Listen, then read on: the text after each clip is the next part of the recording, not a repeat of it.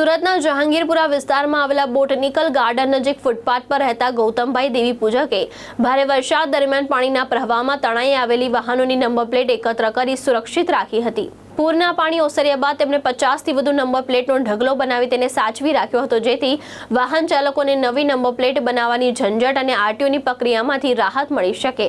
આ અંગે જાગૃત યુવાન વિવેક ભવાનીએ સોશિયલ મીડિયા પર વિડીયો શેર કરતા અનેક વાહન માલિકોને તેની જાણ થઈ અને લોકો પોતાની નંબર પ્લેટ લેવા ત્યાં પહોંચવા લાગ્યા હતા। ગૌતમભાઈ કોઈપણ વ્યક્તિને સીધી નંબર પ્લેટ આપતા નથી। પ્લેટનો દુરુપયોગ ન થાય તે માટે તેઓ પહેલા વાહનની અસલી આરસી બુકની ચકાસણી કરે છે અને ત્યારબાદ જ સંબંધિત વાહન માલિકને નંબર પ્લેટ પરત આપે છે। ગૌતમભાઈની આ નિસ્વાર્થ સેવાથી અનેક વાહન ચાલકોને નવી નંબર પ્લેટ બનાવવાનો ખર્ચ અને આરટીઓના ધક્કામાંથી રાહત મળી છે। વાહન માલિકોએ પણ તેમની આ માનવતાભરી પહેલની પ્રશંસા કરી આભાર વ્યક્ત કર્યો હતો। વિવેક અશોકભાઈ ભવાનિયા, હું આ રસ્તાથી અવારનવાર મારે જવાનું હોય છે અને જેથી કરીને અહીંયા પાણી વધારે ભરાયેલા હતા।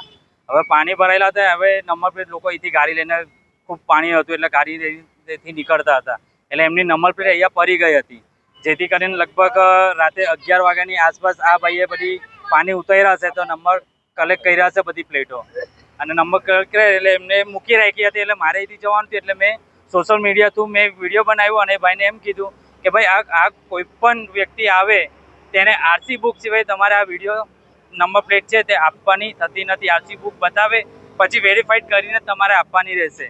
એટલે એ ભાઈએ પણ ખૂબ જ સારું કામ કર્યું છે અને મીડિયમના માધ્યમથી આ જે નંબર પ્લેટો છે તે ઘણા લોકો દૂર દૂરથી આવે છે અને એમની નંબર પ્લેટ લઈ જાય છે। ગૌતમભાઈ જાનતીભાઈ દેવી પૂજક। નંબર પ્લેટ તમને કેવી રીતના મળી? અહીંયા પાણી ભરાયેલું હતું તે એમાં નંબર પ્લેટ બધી મળેલી હતી।